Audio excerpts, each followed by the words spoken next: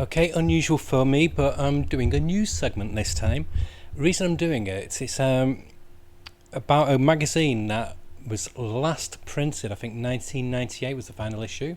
There's loads of controversy with it as well. There was not somebody worked that was siphoning off money from the company.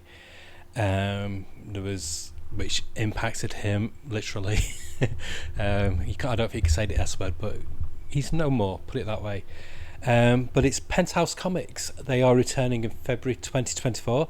Now, back in the 90s when they came out, they were more like a very smutty version of Heavy Metal magazine. This time, it's being done through Sumerian Comics. It's going to be $9.99. It's going to be bi-monthly, 96 pages a month, an issue. That's what one of the covers is like. I won't show it too long.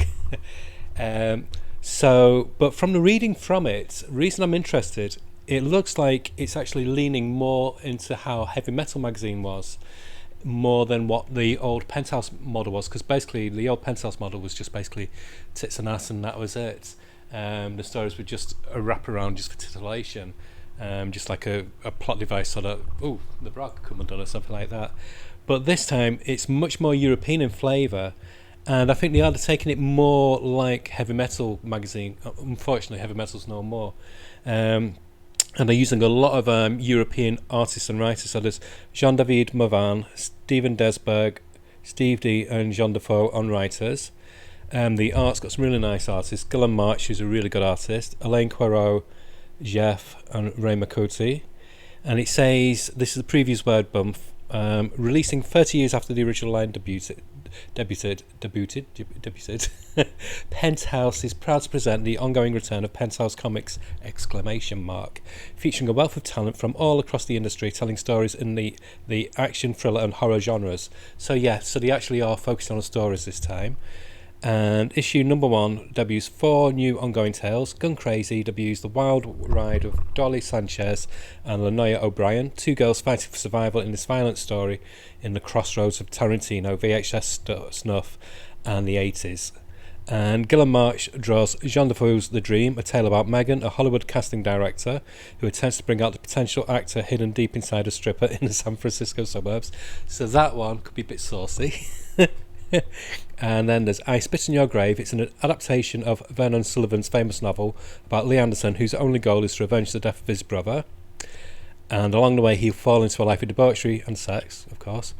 And then there's Miss October, which follows a young and high-flying female who desperately must find a killer who's murdering women one by one and dubbing them by each month of the year before she's next. So, I'm actually going to try the first issue, and when I buy it, I'll do a review. Obviously, depending on the content, I don't know how much I'll be able to